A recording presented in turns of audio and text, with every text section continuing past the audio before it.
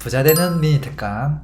오늘 제가 준비한 주제는요, 돈 벌고 싶다면 꼭 알아야 하는 것, 자본주의 매뉴얼. 제가 오늘 자본주의 매뉴얼을 만들어서 여러분들을 위해서 가지고 왔어요. 세계 최초, 대한민국 최초 자본주의 매뉴얼. 한 번도 들어보신 적 없을 거예요. 제가 여러분들이 딱딱딱 이해할 수 있도록 아예, 우리 보통 뭐 카메라 사고 나면 매뉴얼 따라오죠. 그 매뉴얼을 제가 만들어 놨거든요. 그것만 보고 쫓아가시면, 아, 자본주의가 이런 거구나. 내가 살아남으려면 요 기능을 알면 되겠구나. 이렇게 하시면 됩니다. 잘 따라오세요. 자, 저는 무조건 키워드 정의부터 시작을 하는데요. 자본주의에서 일단 주의는 너무 어려우니까 자본만 딱 떼가지고, 자본이 뭐지? 이거부터 정의하는 게 좀 필요해요. 자본. 여러분 생각하는 자본은 뭐죠? 너무 어려우니까 제가 빨리 잡혀 넘어가 볼게요. 한자로는 재물잘자에 근본 본을 쓴다고 해요. 사실 뭐 근본보다 중요한 건 재물이겠죠. 영어로는 캐피탈이라고 하거든요. 캐피탈인데 이거를 이제 한글로 번역을 하면 보통 이제 자산 뭐 이런 이야기를 많이 해요. 그러면 재물 이꼬르 캐피탈 이꼬르 자산이다. 뭐 거의 같은 말이라고 이제 봐지는데요. 보통 이제 자산은 우리가 흔히 생각하면 뭐 돈 이런 것들 생각하는데, 사실은 그거보다 더 광범위한 개념이라는 거. 그 광범위한 범위에 있어서 꼭 들어가야 될 녀석이 누구냐면 분업 같은 거예요. 예를 들면 내가 해야 될 일을 다른 사람에게 떼주는 거예요. 혼자서 10시간 걸릴 일을 둘이서 하면 5시간 걸릴 수도 있겠죠. 그 하나의 분업이죠. 근데 이건 좁은 의미에서 분업인데요. 그게 아니라 내가 쏙 빠져도, 내가 없어도 그게 돌아갈 수 있는 수준으로 분업이 되면 베스트거든요. 그래서 분업은 내 일을 나누어 주는 개념, 그리고 내가 없어도 일이 돌아가는 개념, 이 두 가지가 있다. 근데 이것조차도 하나의 이 자산에 들어간다는 거, 그거 한 가지만 좀 기억하시면 좋겠고요. 자, 그러면 자본주의는 뭘까요? 자본주의는 쭉 풀어보면 많은 사람들이 땡땡땡을 해서 돈이나 자산이나 분업을 만드는 세상이다. 땡땡땡을 해서 돈을 버는 세상, 이제 이렇게 생각하는 경우가 많은데, 돈, 자산, 분업을 활용해서 더 큰 돈, 자산, 분업을 만들어내는 세상이 자본주의예요. 그러니까 이 우리가 넣어야 될 재료가 돈, 자본, 분업이라는 거예요. 돈, 자산, 분업. 재료 자체가. 근데 많은 사람들은 뭘 투입하지 않고 돈, 자산, 분업을 만들어내려고 하거든요. 이게 앞뒤가 안 맞는 거예요. 자본주의는 돈, 자산, 분업을 통해서 그거보다 더 큰 걸 만드는 세상이에요. 그리고 요즘 같은 경우는 이제 이런 시대가 왔죠. 어떤 사람이 돈을 잘 굴릴 수 있는가? 그걸 보고 투자를 하기도 하지만, 돈이 없다고 하더라도 어떤 사람이 분업을 잘 하는가? 그것만 보고 투자하는 사람들도 있죠. 뭐 그런 사람, 대표적인 사람들이 이제 벤처 투자자죠. 엔젤 투자자라고 불리는 이제 그런 사람들은 그 항목들을 보고 결국은 더 큰 걸 바라보고 투자를 하는 거거든요. 자, 제가 지금 무슨 이야기를 하고 있는 거죠? 왜 이렇게 딱딱하고 재미없는 이야기를 하는 거죠? 자본을 몰라도 자본주의를 몰라도 아무 상관이 없지만, 결론적으로 제가 여러분들에게 드리고 싶은 미션이 이제 하나씩 나오는데요. 자신의 언어로 자본주의를 정의하는 게 필요해요. 왜냐하면 지금 우리는 자본주의에 살고 있고 자본주의에서 살아남기 위해서 뭔가를 하고 있는데, 이 자본주의에 대한 정의를 스스로 내리지 않으면 우리가 뭘 해야 될지 모른다는 거예요. 그래서 일단 첫 번째로는 자본주의를 여러분의 언어로 정의하는 게 필요하고요. 좀 더 나아가서는 저처럼 자본주의 매뉴얼을 만드는 게 필요해요. 내까짓 게 뭐 이런 걸 만들 수 있겠어가 아니라요. 내가 아니면 이걸 누가 만들겠어? 라는 생각으로 하시면 돼요. 이건 여러분 숙제예요. 여러분들 블로그나 뭐 SNS 이런 곳에다가 한번 적어보세요. 내가 생각하는 자본주의란. 그리고 뭐 좀 부담스러우면 제 이 유튜브 영상 밑에다가 댓글로 달아주셔도 괜찮아요. 자, 제가 제 언어로 자본주의를 좀 풀어볼게요. 제가 아까 돈, 자산, 분업을 활용해서 더 큰 돈, 자산, 분업을 만들어내는 세상이다 라고 했는데요. 이거는 조금 그냥 사전적 의미에 가까워요. 그게 아니라 조금 더 알아듣기 쉽게끔 제가 설명을 해보면 이런 게 있는 거죠. 나의 시간과 노동력이라는 자산을 투입해서 어떤 일에 매진해서 결과물을 만들고 그에 따른 돈을 버는 것. 그리고 물물 교환, 화폐 교환, 정보 교환을 통해서 돈을 버는 것. 그리고 돈으로 주식이나 부동산이나 어떤 여러 가지의 대체재를 활용해서 시간에 따른 인플레이션만큼의 돈을 버는 거, 또는 돈으로 사람의 시간을 사서 분업화시키고 그로 인해 더 큰 돈을 버는 것, 그런 시대가 자본주의다라는 거예요. 조금 더 눈에 이제 명확하게 좀 보이기 시작하죠. 여기서 중요한 키워드가 보이기도 해요. 나의 시간과 노동력도 하나의 자산이구나. 그리고 교환이라는 행위도 자산이구나. 아무나 교환을 할 수 있는 게 아니에요. 내가 무엇을 교환할 것인가? 난 어떤 걸 교환할 수 있는가? 어떻게 A와 B를 연결해 줄 것인가? 이 능력이 있어야 되는 거거든요. 그게 다 자산이라는 거예요. 그리고 어떻게 주식, 부동산 같은 대체재를 잘 활용할 것인가? 그것 자체도 나의 자산이라는 거예요. 분업화시키는 것도 마찬가지고요. 자, 그러면 이제 뭔가 결론이 나와요. 자본주의에는 네 가지 레벨이 있다. 네 가지 레벨이 있다. 1레벨은 이제 1단계라고 보면요. 나의 재능을 활용해서 가치를 만들고 돈을 버는 것. 그게 1단계예요. 이게 2단계, 3단계, 4단계로 갈수록 사실은 진입장벽이 있고 조금 더 어려운 것이거든요. 2단계는 교환할 수 있는 무언가를 내가 제공하거나 아니면 둘을 이어주는 것. 그게 2단계예요. 3단계는 주식, 부동산 같은 대체재를 활용해서 돈을 버는 것. 4단계는 분업. 조금 더 나아가 내가 없어도 자동으로 돌아갈 수 있게끔 시스템 자동화 시키는 것. 보통 이제 회사의 모습이죠. 자, 이렇게 해서 돈을 버는 것. 이렇게 네 가지가 있다라는 거예요. 심플하죠. 자본주의에는 이 네 가지 말고는 없다라는 거. 한번 생각해봐요. 지금 돈 벌고 있는 모든 행위들을 회사에서 만약에 돈 받고 일을 하고 있다. 이 몇 단계죠? 1단계에 들어가겠죠. 나의 재능을 활용해서 가치를 주고 돈을 받는 거니까요. 뭐 프리랜서로 뭐 강의를 하고 있다. 1단계죠. 근데 막 내가 장사를 하고 있다. 국밥집을 하나 열었어요. 국밥을 주고 돈을 받겠죠.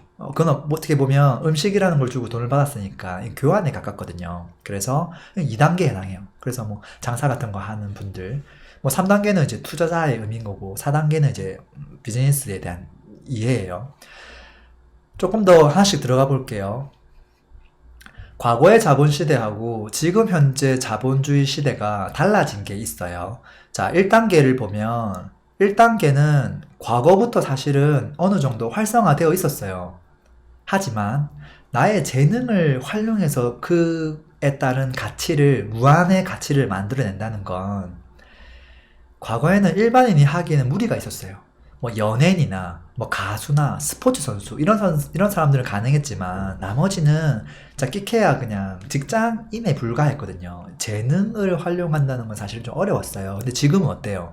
지금은 연예인들이 유튜브랑 합방하고요. 유튜브 채널 만들고 또 막 협찬해달라고 의뢰하고 지금 그런 세상이 돼버렸죠.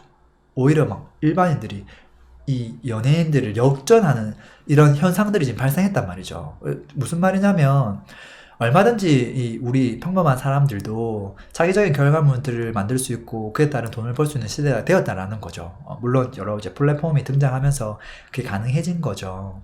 자, 이렇게 보면 1단계를 다 곰곰이 들여다보면 지금 잠자고 있는 우리들의 이 재능, 여러분들의 재능 너무 아깝지 않나요? 재능은 사실 재료비가 제로거든요. 물론 그에 따른 시간이나 노력이 들어갈 수는 있겠지만 재료가 뭐 돈이 들어가거나 이제 그런 것들이 되게 적단 말이에요.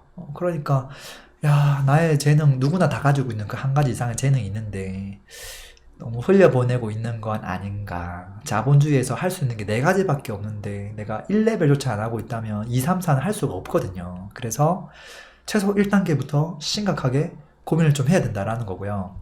자, 2단계로 가보면 이거는 대표적인 업종이 장사예요. 장사. 특히 이제 무역상 수입하거나 수출하거나 이제 그런 부분들도 사실 뭐 100년 전부터 다 활성화돼 있었죠.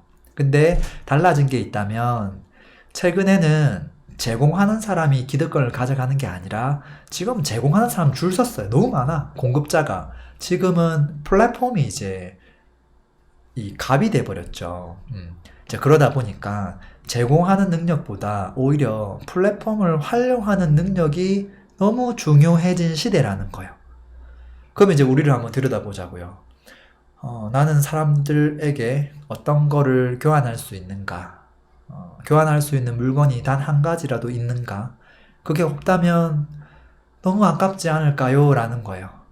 그리고 내가 만약에 교환할 물건조차도 없다면 심지어 플랫폼 하나만 잘 이용을 해도 내가 이 우위에 선다라는 거예요. 인플루언서가 된다는 거죠. 기회가 열려있는 세상이라는 거예요. 그래서 지금 뭐 플랫폼들은 또 새로운 게 나왔다가 또 사라지고 또 새로운 게 나왔다가 엎치락뒤치락 해요. 근데 어쨌든 그런 것들을 그때그때 좀 잘 이용할 줄도 알아야 된다라는 거예요. 자, 3단계를 볼까요? 주식, 부동산 같은 대체재를 활용해서 돈을 버는 행위인데요. 주식도 그렇고요. 부동산도 그렇고 과거에는 정보 이 진입장벽, 이 정보의 격차가 너무 심했어요.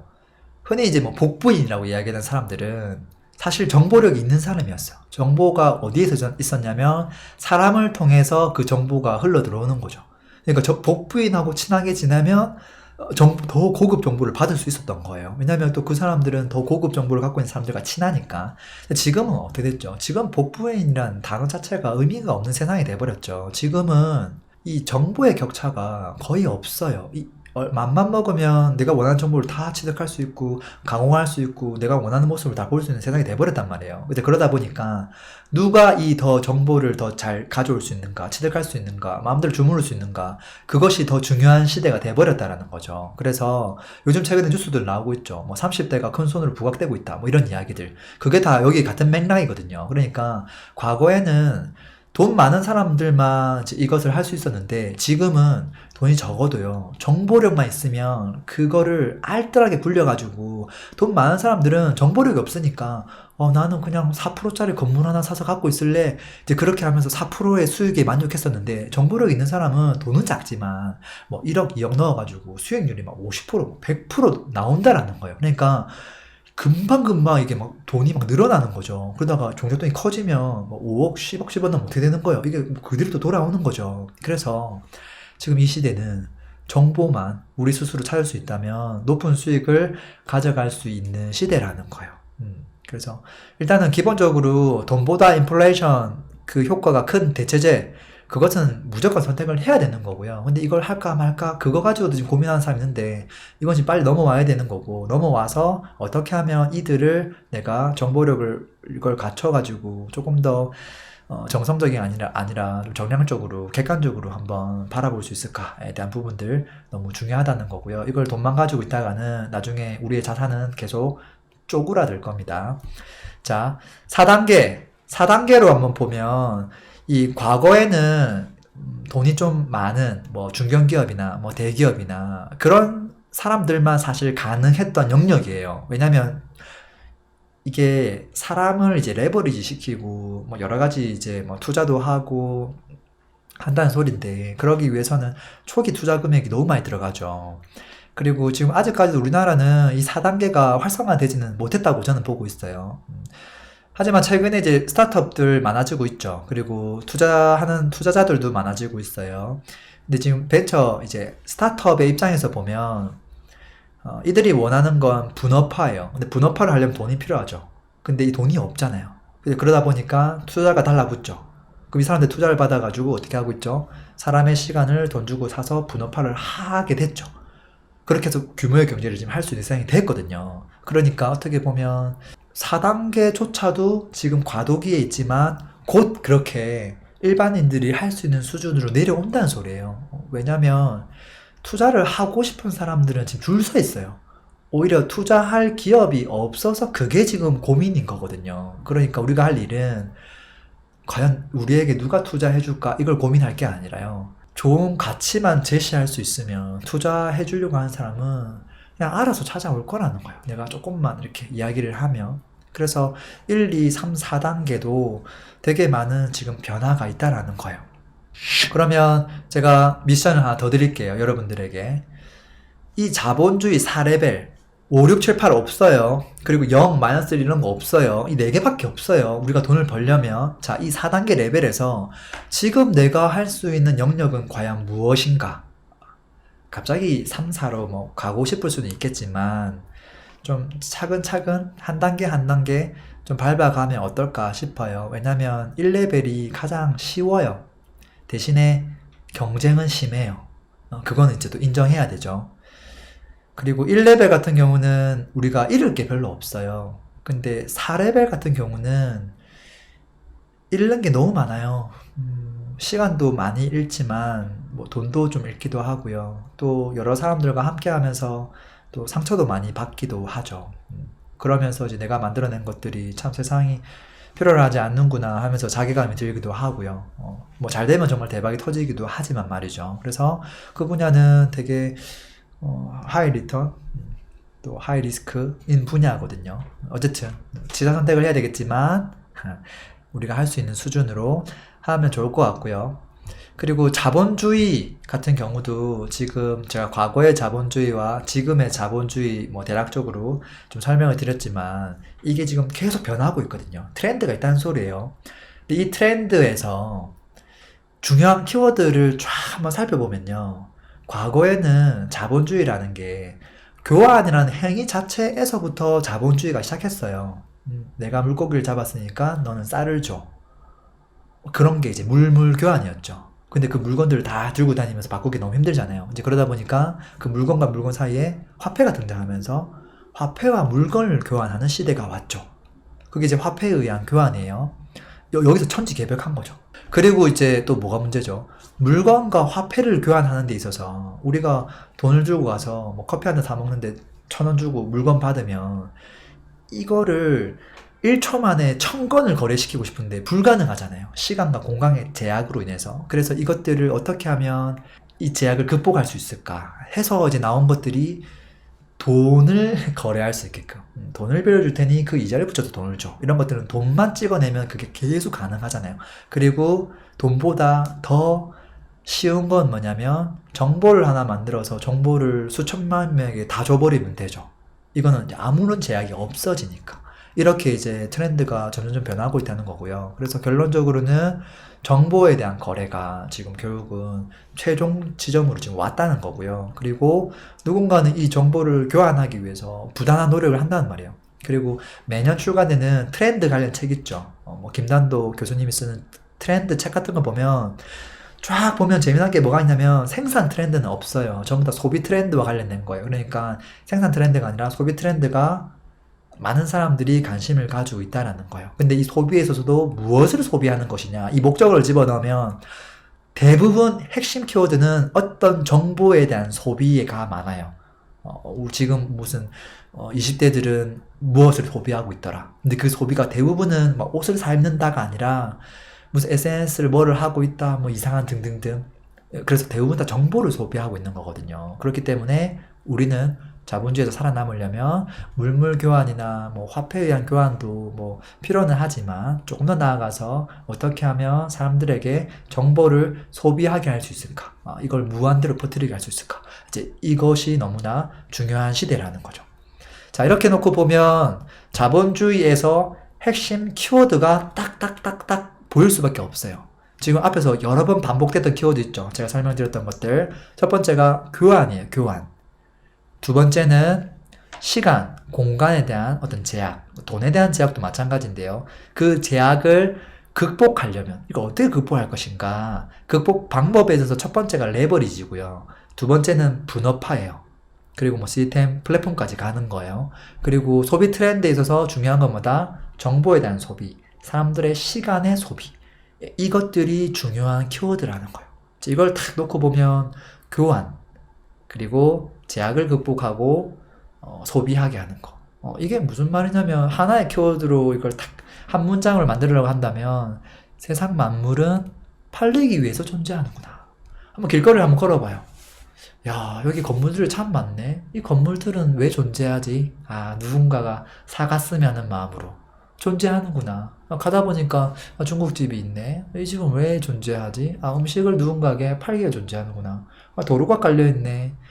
누가 도로 깔았을까? 다 누군가가 그걸 사가지고 이제 진행한 거거든요. 그래서 인간을 제외하고는 대부분의 것들이 이게 다 팔리기 위해서 존재하는구나. 그리고 이런 시도 있잖아요. 내가 그의 이름을 불러주기 전에는 그는 다만 하나의 몸짓에 지나지 않았다. 그런 것들. 그것도 어떻게 보면 같은 맥락이 아닌가. 참, 이 아름다운 시를 제가 너무 이 딱딱한 자본주의에 좀 대입해서 좀 그렇긴 한데요. 자, 그러면 제가 세 번째 미션을 좀 드릴게요.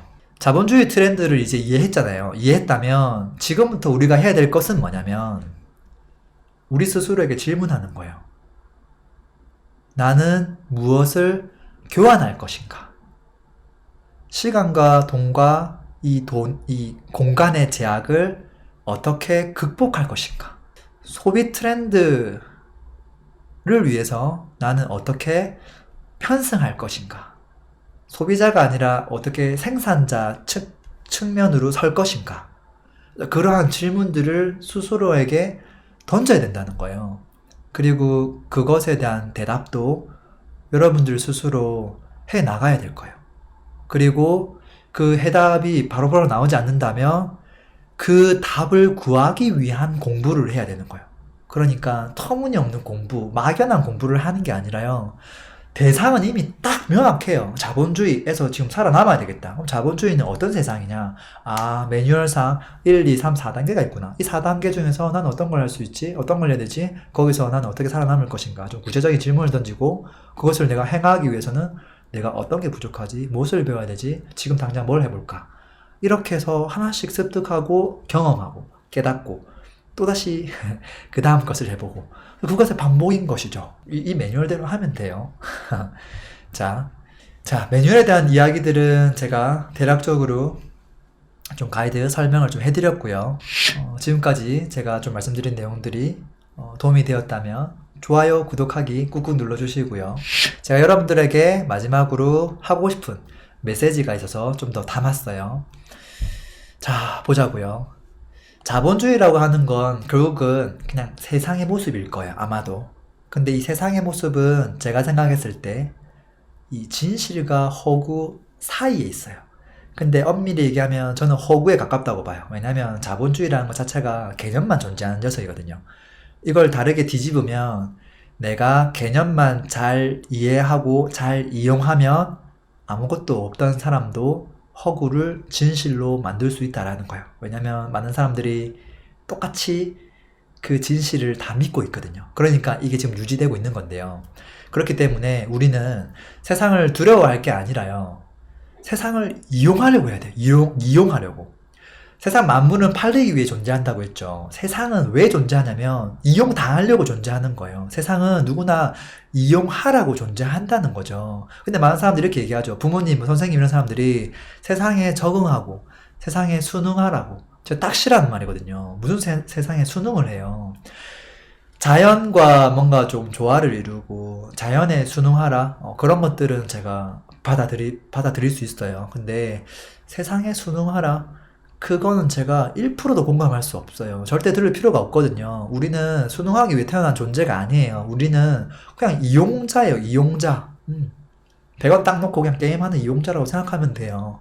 그리고 대신에 우리의 현실 자체는 제대로 직시해야 될 거예요. 우리 현실은. 특히나 우리라는 말 속에는 거기에는 우리 자신이 들어가 있을 거고요. 거기에는 우리 사람, 우리 인간이 들어가 있을 건데 우리 인간은 허구가 아니거든요. 얘는 100% 현실이거든요. 눈에 딱 보이는 녀석이고 이게 제일 중요한 녀석이라는 거죠. 자, 그랬을 때 지금 세상은 계속 빠르게 변화하고 있어요. 변해오고 있고요. 아마도 앞으로도 빠르게 변할 거라고 생각이 들어요. 아마 더 빨리 변할지도 몰라요. 그렇지만 아마 인간은 잘 변하지 않을 거예요. 변하더라도 굉장히 느리게 변할 거예요. 아마도. 그리고 이렇게 빠르게 변하는 세상에서 우리가 중심을 잡으려면 결국은 중심을 잡는 사람이 제일 중요하겠죠. 그래서 내가 이 중심을 어디에 둘 것이냐, 그리고 세상을 어떻게 이용할 것이냐, 거기에 따라 우리의 현실은 완전히 달라질 거라는 거죠. 그렇지 않나요? 저는 그렇게 생각합니다. 다만 저도 아직 세상을 뭐 다 알지는 못합니다. 그리고 뭐 인간에 대한 건 더 몰라요, 사실. 그렇지만 과거에 제가 생각했던 것과 지금 제가 생각하고 있는 것들, 그게 뭐가 달라진 게 있을까? 달라진 거 한 가지만 딱 꼽으라고 한다면 저는 이렇게 이야기할 거예요. 당연한 것을 당연하지 않다고 믿는 것에 있다. 라는 거예요. 그래서 세상도 인간도 다른 시각으로 이제 바라보기 시작하는 거죠. 그때부터 정말로 세상은 조금씩 달라 보이고요. 사람도 달라 보여요. 내가 그동안 그냥 흘려 지나갔던 것들, 그런 것들이 그냥 흘려 지나가지지가 않는 거죠. 자꾸 눈에 밟히고 생각하게 되고 하나하나 계속 막 기준을 만들고 바꾸게 되는 거죠. 그래서 제가 두 번째 책에도 그런 이야기 했었거든요. 당연한 것을 당연하지 않다고 믿는 순간 세상은 다르게 보인다라고 말이죠. 그래서 여러분들도 당연하다고 생각하는 것들 결코 당연하지 않다고 생각하고 세상을 바라보시면 어떨까 싶습니다. 사실 이 이야기는 저뿐만 아니라 더 훌륭한 사람들도 비슷한 이야기를 많이 했었거든요. 그런 이야기를 볼 때마다 저도 깜짝깜짝 놀라곤 했어요. 제가 준비한 미니 특강은 여기까지고요. 제가 조금 첨언하자면 먼저 포지셔닝을 하셔야 될 것 같고요. 두 번째는 이 포지셔닝, 그 각 단계에서 아주 작은 성공이라도 경험으로 내 것이 될 때까지 계속 하는 게 좀 필요해요. 계속. 그리고 그걸 하고 나면 또 그 다음 게 보이는 것 같아요. 제 경험상. 그래서 그걸 논리적으로 이렇게 하면 되겠지 저렇게 하면 되겠지 하고 생각하는 게 아니라 되게 작은 거라도 일단 몸으로 경험을 해야 돼요. 그것을 하고 나면 그때서 그게 진짜 내게 되고 그 다음 게 보이거든요. 그래서 아마 여러분들도 그런 경험들 하게 되실 거예요. 그래서 오늘 제가 드렸던 미션들 정리해보면 자신의 언어로 자본주의를 정의하는 것, 그리고 두 번째는 자본주의 이 네 단계에서 내가 지금 할 수 있는 영역을 찾고 바로 시작하는 것. 세 번째 미션은 지금 자본주의에 대한 트렌드를 이해했다면 지금부터는 각 단계에 맞는 질문을 스스로에게 던지고 하나씩 답을 찾아가는 것. 그리고 네 번째는 뭐죠? 작은 성과가 날 때까지 계속 하는 거예요. 계속. 포기하지 말고. 지금 저 같은 경우도 유튜브를 2년 동안 했어요. 2년 동안. 거의 6월달이 되면 정확하게 2년 동안 한 거거든요. 뭐 그 과정에 있어서 저도 이걸 계속 하는 게 맞을까? 생각보다 힘드네. 되게 힘드네. 뭐 공부해야 될 것도 많고 그런 과정들이 있지만 성과가 날 때까지 계속 하다 보면 언젠가는 사람이 또 좋아해주고 나를 좋아해주는 사람들로 가득해지거든요. 근데 이제 이 사람 만족시켜야지 저 사람 만족시켜야지 하다 보면 뭔가가 아무것도 얻지 못하고 끝나버리니까요. 그래서 이것을 통해 내가 어떤 걸 얻을 것이냐, 그것을 얻을 수 있다면 또 그 다음 것이 보이지 않을까. 그때까지 계속 하면 될 것 같아요. 그래요. 제 미니 특강 오늘 어땠나요? 자본주의에 대한 매뉴얼